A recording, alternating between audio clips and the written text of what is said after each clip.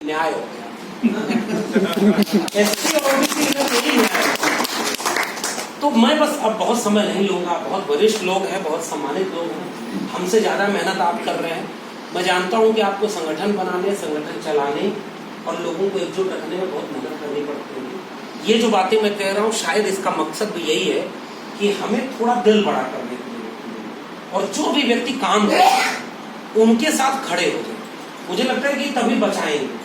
और इतना बड़ा स्पेस खाली है। उसी मंडल विरोधी आंदोलन के केंद्र जो दिल्ली विश्वविद्यालय था। अब एक और बात बता दें, ये भी सीख ही है, मैं क्या बताऊं, अनुभव है। हम लोग जब खड़े हुए वहां लड़ने, 13 पॉइंट रोस्टर जब आया, उन्होंने ऐसा रोस्टर बना दिया कि प्रोफेसर में ओबीसी एससी एसटी बन ही नहीं सकते।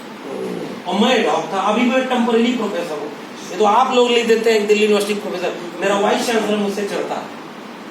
नौकरी देने की बात आई तो कहा इसको छोड़कर किसी को देने में नौकरी, इसको नहीं। अब नौकरी दे न दे, इतना सम्मान मिल रहा है, उनके किसी प्रोफेसर को इतना सम्मान नहीं मिल रहा। और आज भी मैं टेम्पररी नौकरी में हूँ। एक बात कह रहा हूँ, आज हूँ कल नहीं रहूँ। ये तो आप लोग जितना सम्मान करते हैं इससे वो डरते हैं सब कि इसको मत छेड़ना, इसके पीछे बहुत बड़ा समाज खड़ा है। मैं कई बार भरोसा नहीं करता था कि वाकई मेरे पीछे कोई खड़ा भी है कि नहीं है। 3-4 मुकदमा हुआ, अभी रिकॉर्ड भी कर रहे हैं, आगे मत बताइएगा। 3-4 मुकदमा हुआ, मैं वकील खोजने लगा, ढंग से कोई वकालत की नहीं मिली। लेकिन मिले अपने समाज के लोग, फिर खड़े हो गए।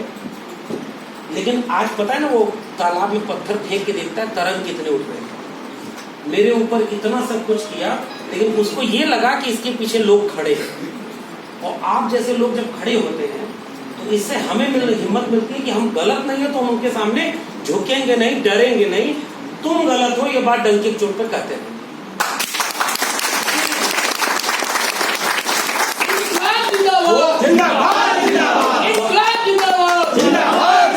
गलत होकर के भी ऐसा झूठ बोलता है और हम सही होकर भी डरे रहते हैं। और मैं बहुत खुश हूं कि 12 अगर यहाँ पर हिस्से आपके पूरे यूनिट है, 12 यूनिट, तो मुझे इतनी खुशी हुई कि 12 यूनिट बनी हुई है और 12 यूनिट के लोग हैं पूरे कोल इंडिया में, पूरे कोल इंडिया। और हाँ, आप कल ये बता रहे थे कि पूरे देश में जहाँ कोल इंडिया का पूरा हुआ है, सब जगह। तो जो ओबीसी संगठन बना है, मैं उसको अलग से बधाई दूंगा। अगर आपकी बैठक में देखिए scheduled caste, scheduled tribe community के लोग भी बैठे हैं, तो इसका मतलब भाईचारा यहाँ बना हुआ है। हम एक चीज है, उनके कार्यक्रम में हम जाएंगे, हमारे कार्यक्रम में वो आएंगे। क्योंकि मैं जानता हूं, मुझे आज भी सबसे ज्यादा सम्मान इस देश के अम्बेडकराइट लोगों ने दिया।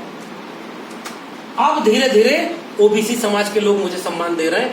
दिल्ली में बहुत बड़ा यादव महासभा कार्यक्रम होता, मैं वो भी बता दूं। मैं किसी जाति वाले कार्यक्रम में नहीं जाता। मुझे लगता है कि मेरी जाति मजबूत है तो उसका बड़ा बड़ा कार्यक्रम कर लोगे। मैंने कभी निषाद महासभा क्यों नहीं देखी, मैंने कोई पाल महासभा क्यों नहीं देखी। और छोटी जातियां हैं, कहार है, कुर्मी, बहुत सारी जातियां, उनकी महासभा नहीं, क्योंकि उनकी संख्या कम। जिसकी संख्या ज्यादा है, कुर्मी महासभा मिलेगी, अहिर महासभा मिलेगी और कुशवाहा महासभा मिलेगी, और उन सब के कार्यक्रम में गया हूं। लेकिन जो जिसकी संख्या कम है उसकी कौन बात करेगा। और मुझे इसलिए खुशी हुई कि आपने अपनी जाति के नाम पर संगठन नहीं बनाया, आपने ओबीसी का नाम लिया है। और इसके लिए मैं आपको बधाई दूंगा कि आपने पूरी यूनिटी बनाई। बहुत बड़ा। और जितना ओबीसी जिस दिन ताकतवर हो जाएगा, 1 लाख का बैकलॉग तो इन्होंने बहादुर जी ने बोला कल, और बड़ा अच्छा किस्सा इन्होंने बताया कि आंकड़ा वो सब कहते हैं गलत है। तो हम 1 लाख इसलिए बोलते हैं क्योंकि अगर तुम सही आंकड़ा बताते हो तो बता दो गलत है। एक भाई आप बता दो। वो बीरबल और अकबर का एक किस्सा है सर, बहुत जरूरी है।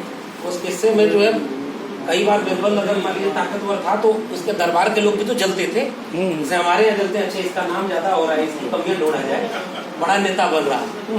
उनकी तरफ कोई अगर मेरी तरह नेता होता ना तो उसको आज कहाँ पहुंचाए होते वो आप भी जानते। लेकिन हाँ, मैं इतने में ही खुश हूँ कि मेरा समाज मेरी बात सुन रहा है, ये बहुत। वहां पर क्या हुआ कि आपस में कोई मेघा तोलने वाला वहां पे नहीं है।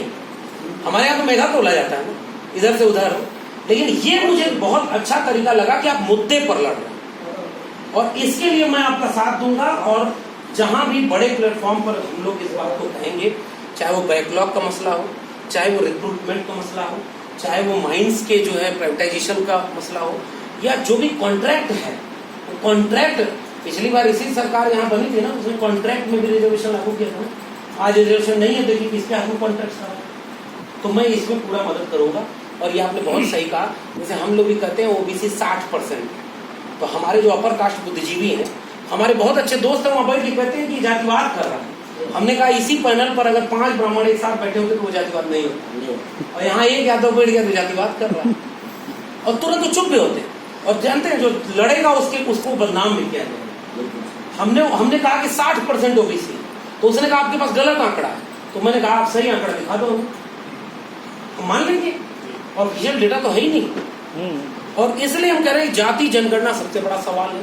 कुछ बड़े मुद्दे आएंगे जिस पर आप लोग एकजुटता दिखाइएगा, जिसमें से जाति जनगणना का सवाल, जिसमें मंडल कमीशन की बातें अनुशंसाओं को लागू करने का, और दूसरी रणनीति आपकी अपनी होती है जो आपके लोगों को जोड़ने के लिए आपके मुद्दों पर लड़ी जाती है, चाहे वो रिक्रूटमेंट का मसला हो, बैकलॉग का मसला हो, माइंस का मसला हो, और किसी भी कर्मचारी के साथ अन्याय भेदभाव का मसला हो। उसमें सब कुछ भूल करके अगर साथ खड़े हैं तो मुझे लगता है कि फिर आपका संगठन पूरा पर्याप्त काम कर रहा है।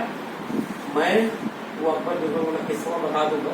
जब मैंने उससे कहा कि 60% ओबीसी है, तो वो कहा कि आप झूठ बोल रहे हो। तो हमने कहा गिन के बता। तो बादशाह जब बिरबल को बहुत मानता था, तो उसके दरबारी लोग बार बार साजिश करते थे कि ये अगर हमारे 3 सवाल का जवाब दे देंगे तो हम मान लेंगे कि ये बहुत अच्छे हैं। तो पहला सवाल, इस धरती का केंद्र कहाँ है? दूसरा सवाल, आसमान में कितने तारे हैं? और तीसरा सवाल कि इस राज्य के सारे कौवा कहाँ चले? कौवा समझ रहे हैं? कौवा हमारी तरफ कहावत है कि कौवा जिसके ऊपर मंडराने लगे वहाँ बुरा दिन आता है। तो पहले सवाल का जवाब मांगा गया, तो बिरबल के सामने बादशाह ने कहा भाई जवाब दो। तो वो खड़े होकर दरबार के बीच में पैर रख के बोले इस धरती का केंद्र यहाँ है, ऐसे रखा। तो दरबारी से बोले कैसे मान लें? तो कहा नाप लो, नाप लो।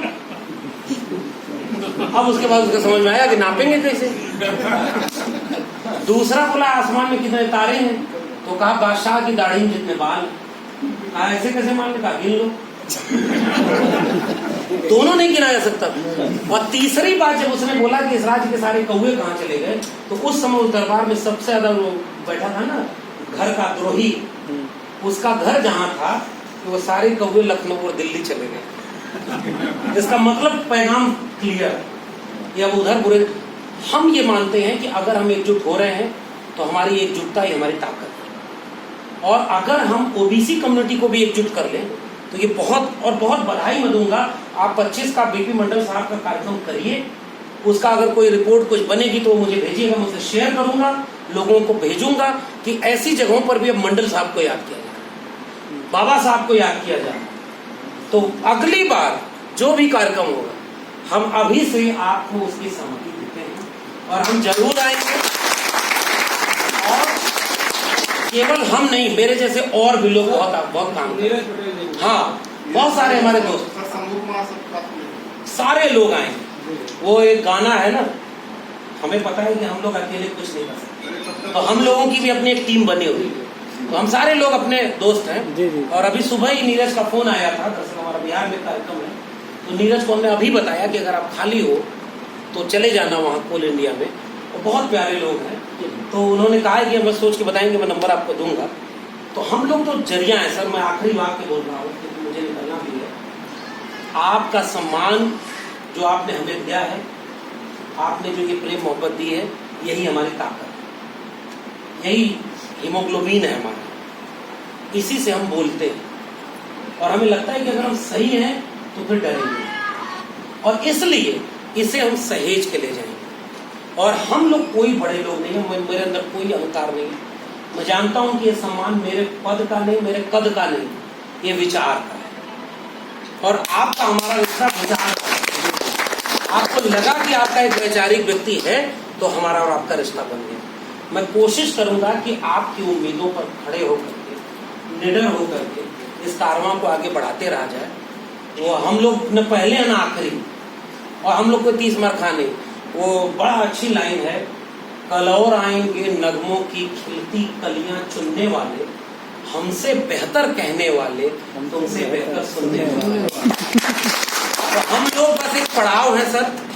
हम लोग एक जरिया हैं, आपसे जो हिम्मत मिली है उसे आगे ले जाएंगे, फिर आपके बीच में आएंगे। और अभी मैं चाहूंगा कि मैं तुरंत निकलूं। आप सबको बहुत बहुत धन्यवाद, बहुत शुक्रिया, फिर मिलेंगे। जय भीम, जय मंडल, इंकलाब जिंदाबाद। जिंदाबाद।